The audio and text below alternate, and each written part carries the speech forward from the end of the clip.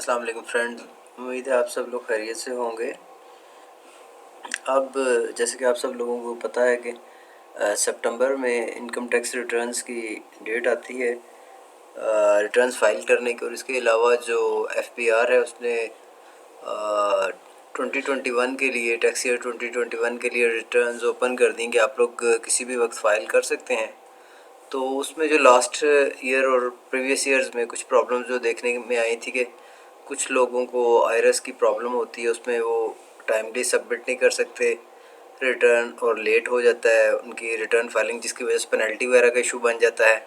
या कुछ ऐसे लोग भी हैं जो कि इजी फील नहीं करते, टेक इन कंप्यूटर पे काम करना उनके लिए थोड़ा मुश्किल होता है, ऑनलाइन रिटर्न वो सबमिट नहीं कर सकते।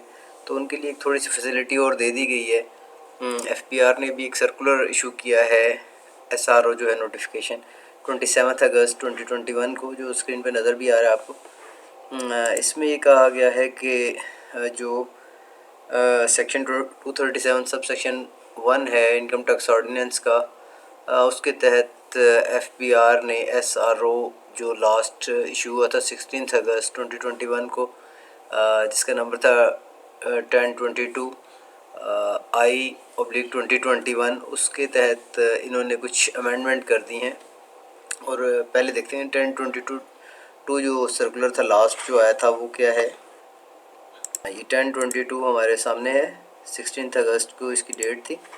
तो इसमें भी इन्होंने क्या किया था, इन्होंने एक ड्राफ्ट रिटर्न दी थी जो कि मैनुअल रिटर्न थी कि जो लोग इनकम टैक्स की रिटर्न फाइल करना चाहते हैं और उन्हें किसी भी किस्म की कोई प्रॉब्लम आती है नेट के हवाले से, आईआरएस के हवाले से, या वो मैनुअल रिटर्न फाइल करना चाहते हैं, तो उसके लिए ड्राफ्ट दिया गया था ताकि लोग देख लें कि ये ड्राफ्ट रिटर्न होगी इनकम टैक्स की, जिस पे आप लोग अपने टैक्स के पेपर्स जमा करा सकेंगे। तो उसके बाद जो फाइनलाइज को उन्होंने किया है, तो ये अब जो लेटेस्ट हमारा सर्कुलर आया है सर्कुलर SRO 1073, उसमें इन्होंने जो रिटर्न का ड्राफ्ट दिया था वो फाइनल कर दिया है। तो अब आप लोगों के लिए मैनुअल रिटर्न अगर आप फाइल करना चाहते हैं या आपको ऑनलाइन भी करते हैं, आपको कोई प्रॉब्लम आ रही है लास्ट डेट्स में आप करते हैं और टाइमली आप नहीं सबमिट कर सकते, तो उसका हल ये है कि आप मैनुअल रिटर्न अपनी फिलअप करके, तो जो इनकम टैक्स का आपका कंसर्न ऑफिस है वहाँ पे टैक्स फैसिलिटेशन सेंटर बने होते हैं, वहाँ पे जाके आप वो अपनी टैक्स रिटर्न सबमिट कर दें, जमा करवा दें। इसके अलावा आप बाई पोस्ट भी भेज सकते हैं। तो मैनुअल रिटर्न देख लेते हैं क्या है और वो किन लोगों के लिए है। तो ये इंडिविजुअल्स जो हैं उनके लिए पेपर रिटर्न आई है 2021 के लिए। और ये है IT-1B। इसमें ये है कि जो फर्स्ट पार्ट है इसका, वो कौन से लोग फिल कर सकते हैं। वो ऐसे इंडिविजुअल्स हैं जो कि सैलरी या बिज़नेस के अलावा किसी और हेड में इनकम जिनकी हो रही है, इनकम अर्न कर रहे हैं किसी भी किस्म की।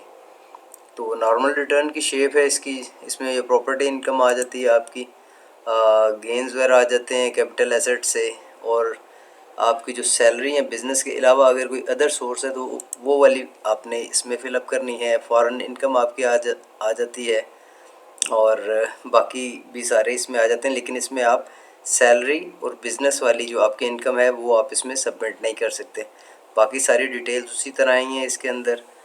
और टैक्स कैलकुलेशन इसमें आपको मैनुअल थोड़ी करनी पड़ेगी, टैक्स चार्ट्स देखने पड़ेंगे कि आपका किस रेशो से आप टैक्स लग रहा है, इनकम के कौन से स्लैब में आ रहा है, उस हवाले से आपको ये मैनुअल कैलकुलेट करना पड़ेगा। इसके बाद इसी तरह मूव करते जाते हैं। नेक्स्ट पार्ट इसका आ जाता है। नेक्स्ट पार्ट जो है इसका पेज 2 बनता है। तो ये किन के लिए है, जो कि बिज़नेस या बिज़नेस के अलावा कोई और हेड है इनकम का, लेकिन वो सैलरी नहीं होना चाहिए। मतलब सैलरी के अलावा आपकी किसी भी किस्म की इनकम है, जो चाहे वो बिज़नेस से भी है, तो वो आप उसको इस वाले सेकंड वाले पार्ट में फिलअप करेंगे। IT-2 जो है ये हमारा पार्ट। इसके अलावा इसमें जो आपकी फ़ाइनल इनकम आती है वो भी इसी में आएगी। और ये सारी चीज़ें वही हैं जो आपकी नॉर्मली आपको ऑनलाइन रिटर्न में भी मिल जाती हैं, आईआरएस में भी। लेकिन अगर उस सूरत में कि आपको उसमें प्रॉब्लम आ रही है, आप टाइमली फिलअप नहीं कर रहे और पेनल्टी से बचना चाहते हैं, तो आप ये भी मैनुअल रिटर्न वहाँ पे सबमिट कर देंगे फिलअप करने के बाद। रिटर्न के बाद हमारे एनेक्सर्स आ जाते हैं, जिसमें आपकी टैक्स, ये एनेक्सर ये आ जाता है जिसमें आपको एडजस्टेबल टैक्स की डिटेल होती है कि अगर आपका टैक्स किसी सूरत में पहले कटा हुआ है तो आप उसको यहाँ पे एडजस्ट करा सकते हैं। आपकी जो टैक्स लायबिलिटी बनती है उसके अगेंस्ट वो एडजस्ट हो जाएगा। जैसे नॉर्मली हमारे पास टेलीफोन वगैरह के जो कार्ड हैं उस पर विद होल्डिंग हो जाती है, आपके इंटरनेट के बिल्स हैं उन पे हो जाती है, तो वो यहाँ पे आप फिलअप कर सकते हैं। सब हेड्स यहाँ पे दिए गए हैं। इसके बाद ये जो एनेक्सर भी आता है ये बिज़नेस वालों के लिए आता है कि जो उनका बिज़नेस का डिटेल है सारी, कि उन्होंने कितना रेवेन्यू उसमें जनरेट किया, उस पे उनके एक्सपेंसेस क्या है, उनके स्टॉक्स क्या हैं, ओपनिंग क्लोजिंग क्या है, और उनकी कॉस्ट ऑफ सेल्स क्या है, वो सारी हमारे जो है एनेक्सर बी में आ जाएंगी बिज़नेस के हवाले से। ये भी मैनुअली आप फिलअप करेंगे इसमें, और बाकी भी सारी फर्दर डिटेल्स नीचे ही हैं सारी। फिर इसमें फ़ाइनल टैक्सेशन के हवाले से आ जाते हैं, P&L अकाउंट आपका आ जाता है और बैलेंस शीट आ जाती है। ये इसमें सारी वही ऑनलाइन रिटर्न की तरह सेम वही चीज़ है, बस ये आपको मैनुअली फिलअप करनी पड़ेगी और इसमें कैलकुलेशन आपको मैनुअल करनी पड़ेंगी सारी। नेक्स्ट आपके एडमिसिबल डिडक्शंस आ जाती हैं एनेक्सर सी में। इन एडमिसिबल डिडक्शंस जो भी हैं उनकी डिटेल आप इसमें देंगे।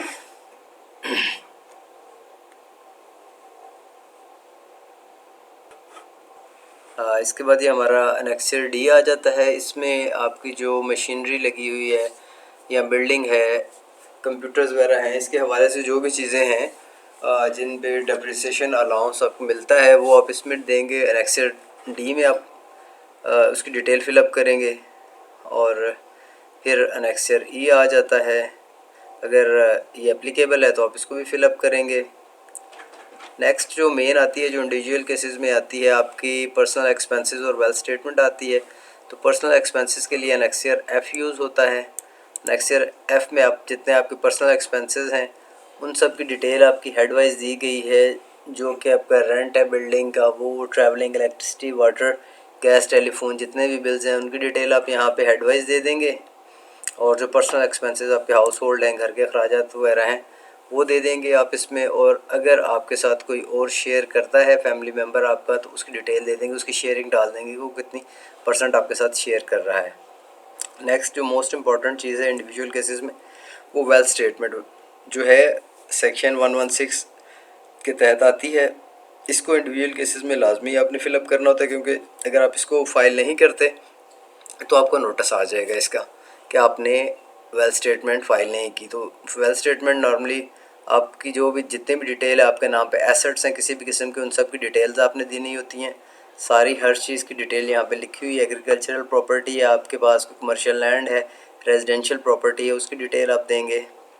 फिर अगर आप बिज़नेस कर रहे हैं तो बिज़नेस का कैपिटल, बिज़नेस का नाम वगैरह यहाँ पे डालेंगे, आपकी कितनी यहाँ पे शेयर होल्डिंग है और आपकी कितनी उसमें कॉस्ट है, इन्वेस्टमेंट आपकी कितनी है, वो यहाँ पे आप डालेंगे।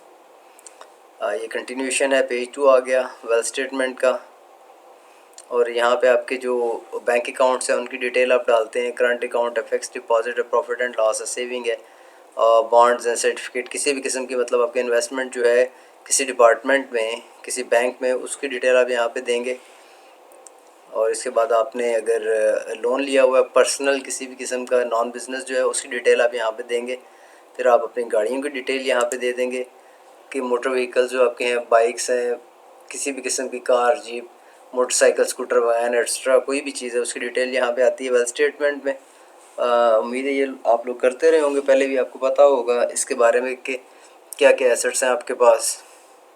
बहरहाल जितने भी एसेट्स हैं उन सब के यहाँ पे हेडिंग्स बनी हुई हैं, अलग-अलग स्पेसिफिक कॉलम्स दिए गए हैं। आप जो भी कंसर्न कॉलम है उसके अंदर उसकी डिटेल यहाँ पे लिख देंगे। और यहाँ पे वैल्यू एट कॉस्ट जो उसकी आपकी कॉस्ट है वो वैल्यू आप यहाँ पे डाल देंगे। एंड पे आप इन सब को टोटल कर देंगे। और इसी तरह नेक्स्ट इसका पोर्शन आ जाता है पेज इसका 4 वेल्थ स्टेटमेंट का। उसमें भी आपका क्रेडिट वगैरह अगर आपके पास है, लाइबिलिटीज़ टोटल जितनी है वो यहाँ पे करके आप अपने टोटल एसेट्स जो हैं उनसे माइनस करेंगे और नेट एसेट्स आपके पास निकल जाएंगे। इसी तरह प्रीवियस ईयर के जो एसेट्स हैं वो आप डालेंगे, फिर इंक्रीज़ डिक्रीज़ निकल आएगी। तो ये हमारी मैनुअल रिटर्न थी।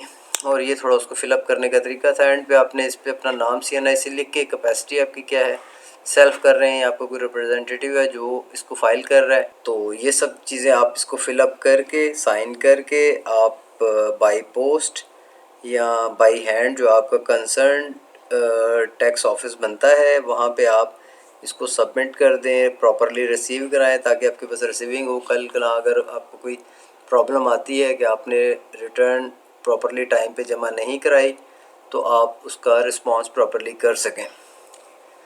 So thanks a lot friends, ये हमारी मैनुअल रिटर्न फाइल करने का तरीका था।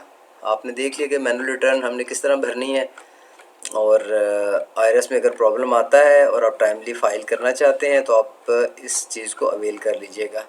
थैंक्स अ लॉट, अल्लाह हाफिज़।